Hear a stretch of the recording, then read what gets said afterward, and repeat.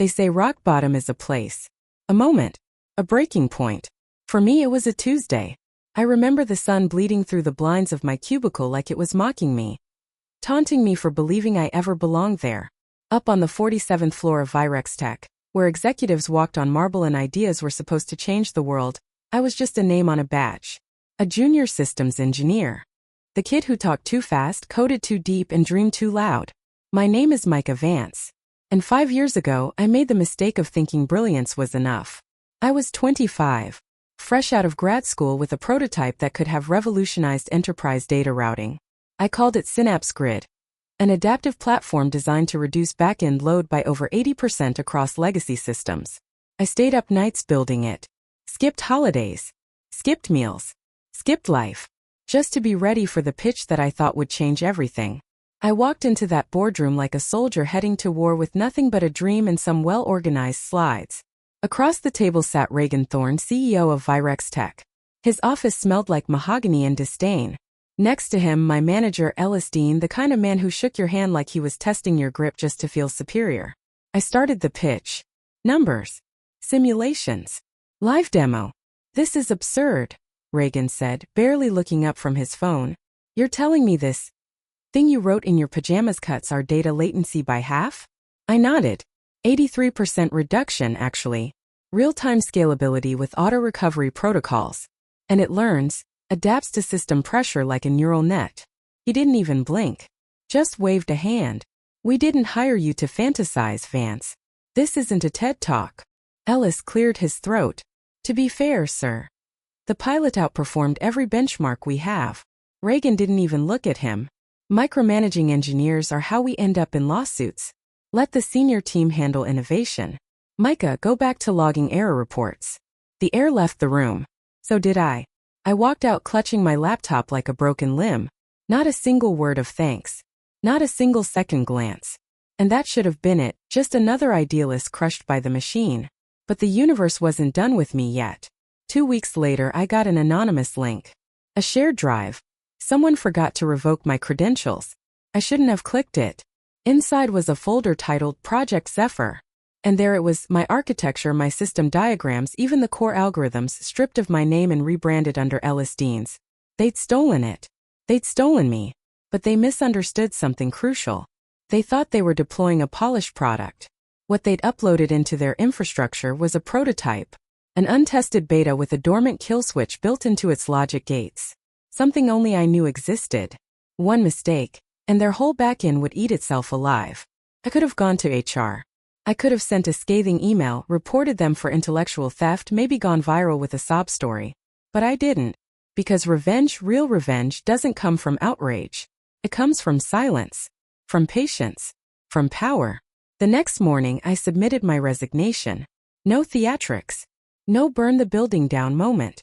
Just a clean letter and 2 weeks' notice. I left Virex Tech with nothing but my code and the kind of anger that burns cold. I moved into a one-bedroom apartment above a rundown laundromat in East Braylon. Lived on canned soup and caffeine pills. I barely had heat. But I had something they didn't. A vision. And so I rebuilt Synapse Grid from scratch. Every night, hunched over a second-hand monitor, I coded like a man possessed. No distractions. No noise. Just me and the hum of my CPU. The lines between day and night blurred. The code got smarter. Stronger. Tighter. It wasn't a platform anymore. It was a mind. 3 years passed. I renamed it NeuronVault. And then something happened that changed everything. At a private startup showcase, I demoed the system for the first time. Not some glossy presentation. Just raw functionality. The kind of thing only real visionaries could see. That's when I met her, Alina Cross. A venture capitalist known for turning nobodies into silicon gods. She didn't blink during my presentation. Didn't scroll through her phone. Just stared. Show me the pressure test module again, she said, voice like glass. I did. And when it was over, she sat back, arms crossed, and said, "Why hasn't anyone launched something like this yet?" I said one word. Fear. A week later, I had $8 million in seed funding and an office with my name on the door. NeuronVault launched. Within 6 months, it was licensed to 3 Fortune 100s, including one that made me stop breathing for a full minute when I saw the contract come through. Virex Tech. They didn't know. Of course they didn't. I'd registered everything under M.E. Crosswell, my mother's maiden name. A silent tribute to the only person who ever believed in me. They deployed my system across all their departments. HR, security, project data. Every keystroke now ran through me. Every click, every login, every move. The people who once told me I wasn't ready were now operating on the foundation of the very thing they discarded. And I hadn't even raised my voice. But then something landed in my inbox that stopped everything. Subject, request for consultation. Sender, Reagan Thorne, CEO, Virex Tech. We've been following NeuronVault's growth with great interest. We'd like to discuss a strategic partnership. I read it twice. And then a third time. Reagan Thorne was reaching out, to me. Not knowing the man he crushed was the man who now owned the engine running his empire. I stared out the window of my new office 10 floors above his in a tower his company used to own before selling it during a restructuring crisis 2 months prior. And I smiled. Because this isn't the story of a coder who got lucky.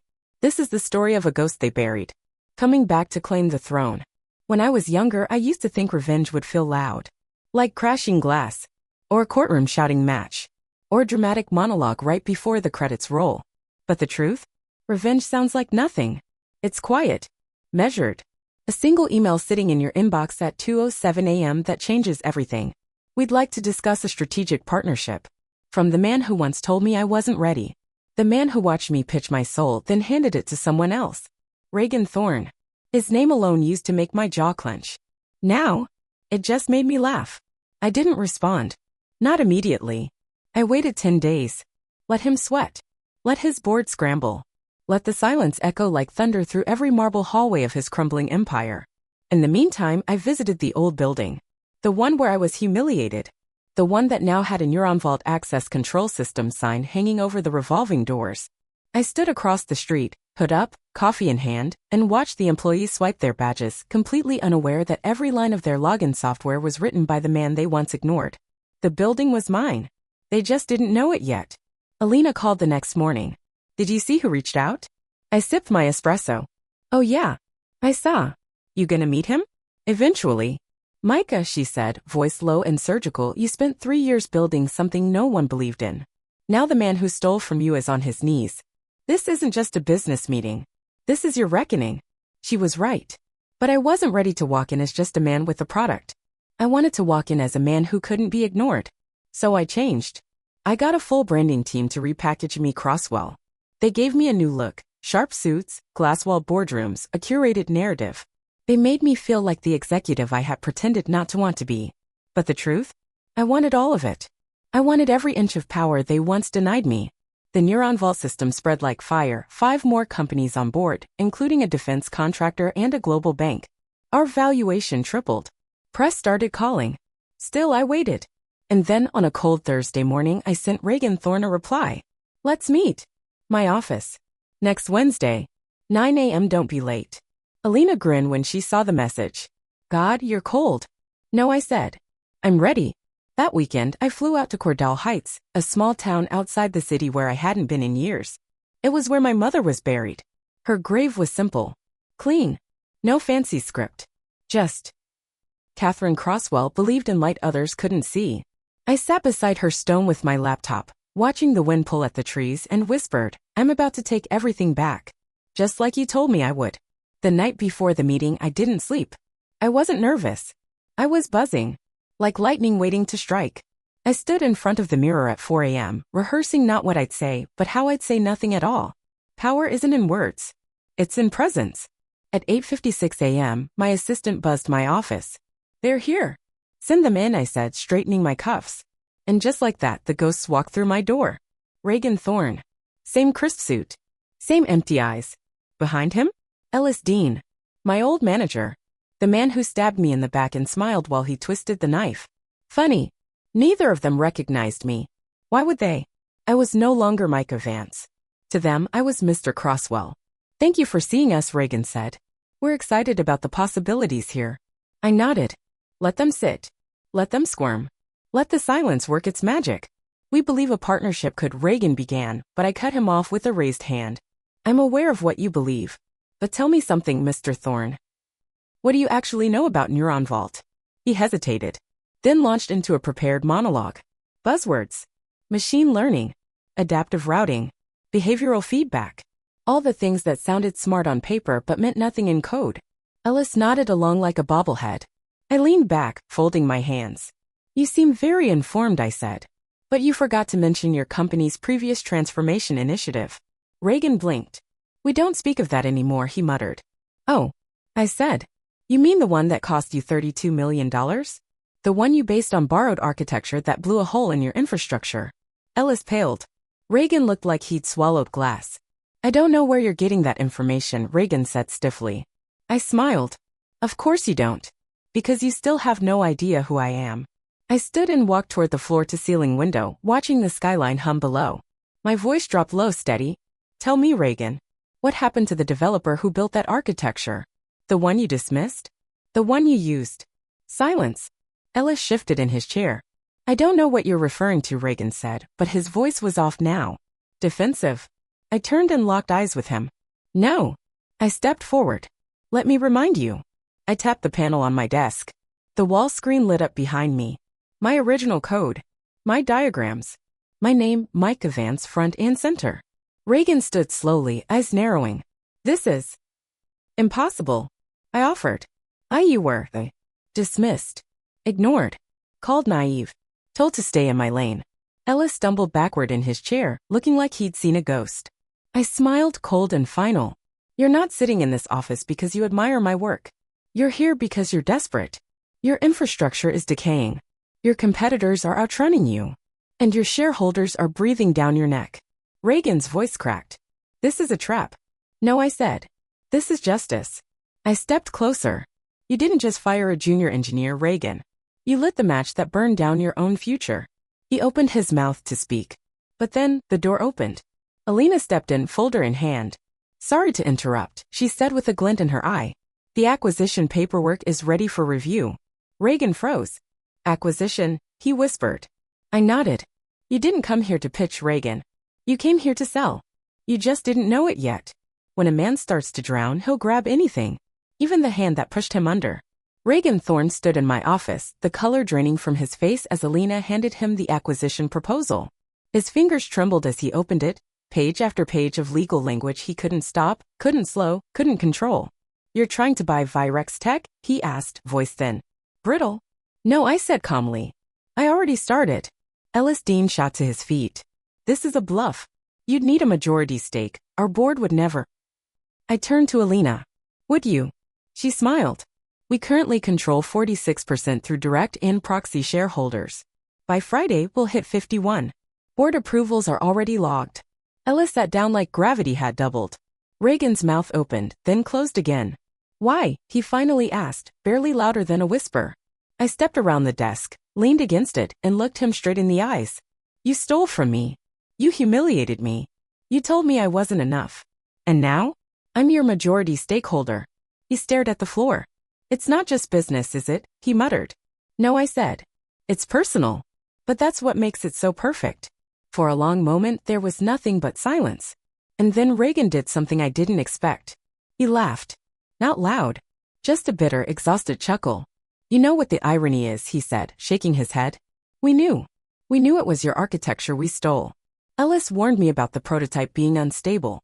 But we thought we could fix it faster than you could ever make noise. We figured if you did file a patent, we'd drown you in lawyers. You were just some broke kid with a laptop and too much optimism. And you were an empire, I replied. Built on arrogance and debt.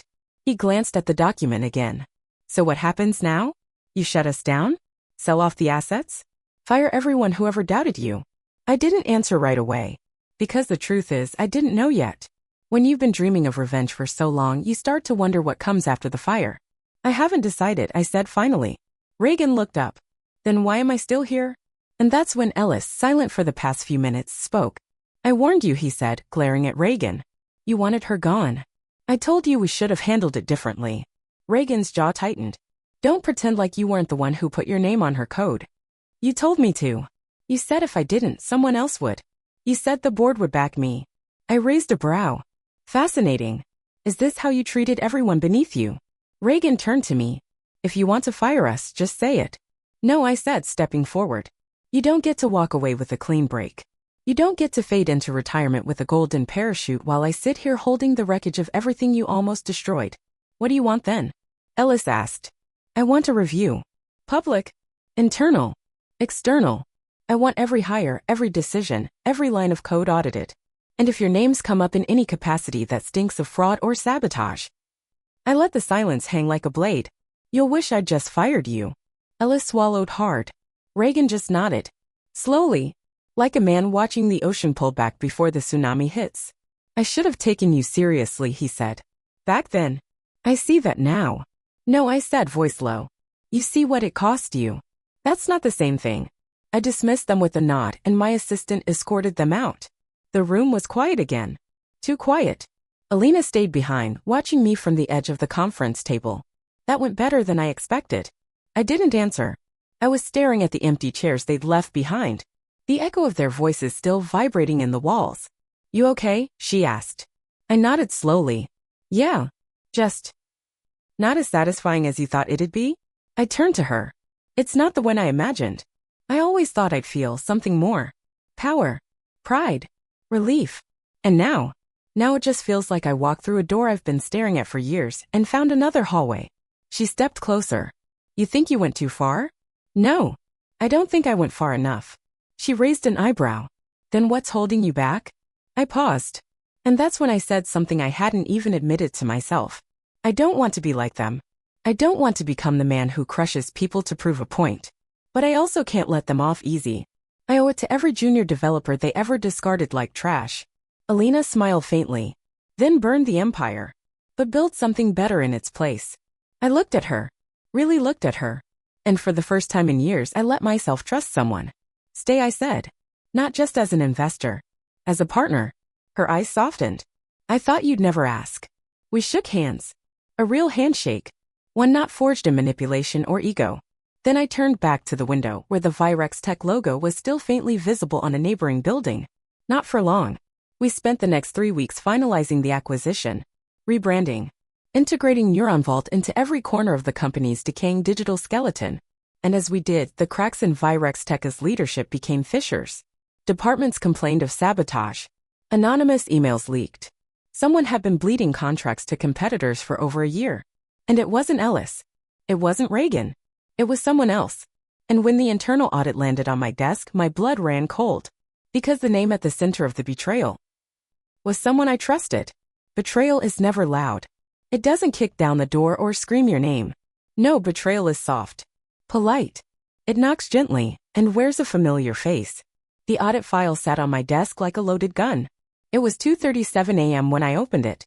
I should have been asleep, but something about the tone of the internal memo gnawed at me.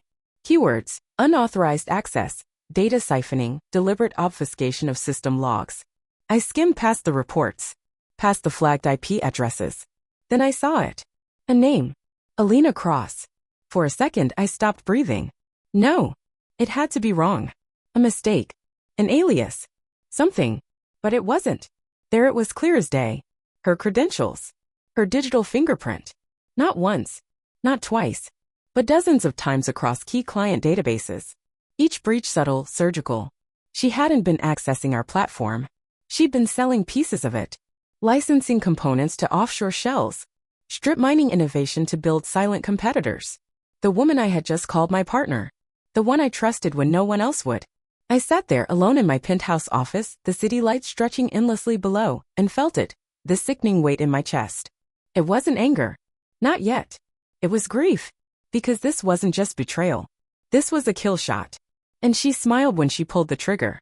I confronted her the next morning. We were in the executive suite, reviewing integration updates. She was sipping coffee, laughing with one of the engineers. I waited for the others to leave. Closed the door behind them. She must have seen something in my face because her smile dimmed. What is it? She asked. I tossed the audit file on the table. She glanced at it. Then looked up. Micah. You sold my code, I said, every syllable sharp. You fractured our infrastructure and laundered components through shell firms. Do you know how close this came to detonating the whole launch? Her jaw clenched. It's not what you think. Really? Because what I think is that I trusted you with everything and you burned it down for a bigger slice. Her eyes flickered. I didn't do it for the money. Then why? I shouted, louder than I meant to. Why risk everything we built? She stepped toward me. Because I knew this moment would come. You think you're different from them, Micah? You think you're not Reagan in a different suit? I've seen what power does. You say you want justice, but you've become obsessed. You're not running a company, you're executing a vendetta. I stared at her, heart pounding. You used me, I said. You used my story to gain trust, to get in the room, and now you want to lecture me about obsession? She didn't flinch. I helped you win. Don't forget that. Without me, you'd still be writing code in a shoebox apartment. And without me, you'd still be a vulture picking over dead startups. She stepped back. Her mouth tightened. Then finish it, she said. Burn me down like you did to Reagan. Tell the board. Destroy me. If revenge is all that's left of you, then go ahead. But don't pretend you're any better. Then she walked out. Just like that. And I stood there shaking, not because of what she said, but because part of me wondered if she was right. Was I still building? Or was I just burning everything that hurt me? Later that night, I sat alone in the server room. The hum of cooling fans was the only sound. I pulled up my original code. The very first version of Synapse Grid. Back when it was just a dream scribbled into late nights and caffeine comas. I scrolled through the raw syntax. Dozens of lines I'd forgotten. And then I saw a comment buried deep in the code. Hashtag if they don't believe in you, build it anyway. I'd written that the night I quit Virex Tech. My hands hovered over the keyboard. That's when the call came in. Private line. Unmarked. I answered. Micah Vance, the voice said. This is Russell Klein. I represent Helix Core. Helix Core. The largest AI infrastructure firm in the country. The kind of player who doesn't knock, they kick down the door. We've been monitoring your work, he continued. Your platform is impressive. Scalable. Elegant. And most of all, dangerous. I didn't speak. We want to acquire it. I laughed. You want to buy NeuronVault? Not just the platform. The patents. The personnel. The IP. Everything. It's not for sale. There was a pause. Let me rephrase, Klein said. This isn't a request. You've built something that's threatening an entire tier of legacy providers. You have enemies you haven't even met yet. Alina was just the beginning. My blood turned cold. We can protect you, he said. But you'll have to give us everything. You'll be rich, safe, invisible. I looked out the window at the skyline. My city, my code, my legacy, and I saw it all vanishing, being erased, absorbed into another monolith. I didn't build this to disappear, I said quietly. Then you've made your choice, Klein replied. The line went dead. I sat in the dark for a long time. And then I made my decision. The next morning I called a board meeting. Every executive, every department head, even Reagan and Ellis, now contractually obligated to sit and squirm in silence. I stood at the front of the room. No slides. No flashy intro. Just truth. I built this company to prove I wasn't worthless. And I did. But along the way, I let my obsession blind me. I ignored red flags. I trusted the wrong people. And now our platform is compromised. Our trust fractured. Silence. But this isn't over. I held up a flash drive. This is the next version of NeuronVault. Quantum secure. Self-healing. Unbreachable. It will bury our competitors. Murmurs. I continued. But we roll it out only after a purge. Every executive tied to sabotage gone. Every partner exploiting our platform cut off. Including Alina Cross. Even Reagan raised his eyebrows. One of the heads of legal leaned forward. She helped fund the acquisition. She also betrayed it. More silence. But we don't bury this story, I said. We own it. We go public. We show the world how we were infiltrated and how we adapted. Are you sure about this? One of the directors asked. It's bold. I looked around the room. My room. My mother used to say you can't fix rot by painting over the wood. You have to tear it out. So yes. I'm sure. I paused. Let them sit with it. Approve the plan and I'll make us untouchable. Then I dropped the flash drive on the table. Or we let them hollow us out from the inside. Your choice. No one moved. Then Reagan leaned forward. I vote yes. So did the others. Unanimous. I stepped out of the room, heart hammering, adrenaline flooding my system. But I wasn't finished. I had one more person to face. I picked up my phone. Called Alina. Meet me, I said. Where? The rooftop. 1 hour. No lawyers. Her voice was quiet. You're really going to do this? I have to. Because what I was about to do next would cost me more than money. It would cost me her. The wind up there was brutal. Rooftop of the NeuronVault Tower, 39 stories above the city I used to watch from a basement window. Same skyline. Different view. Different man. Alina stepped into the cold like she owned it. No coat. No pretense. Just that fire behind her eyes that once convinced me to trust her. To believe in something beyond revenge. You wanted a rooftop confrontation, she said dryly. How cinematic. I didn't laugh. You knew what I built, I said. You knew what it cost me. And still you sold me out.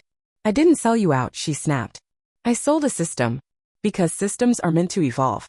You're still stuck in the past, Micah. I walked to the edge and looked down. Cars streamed by like blood through veins. All of them unknowingly dependent on the very tech she tried to fracture. I should have fired you yesterday, I said. Publicly. Brutally. Let the headlines tear you apart. But you didn't. No, I turned to her. Because I needed to see you.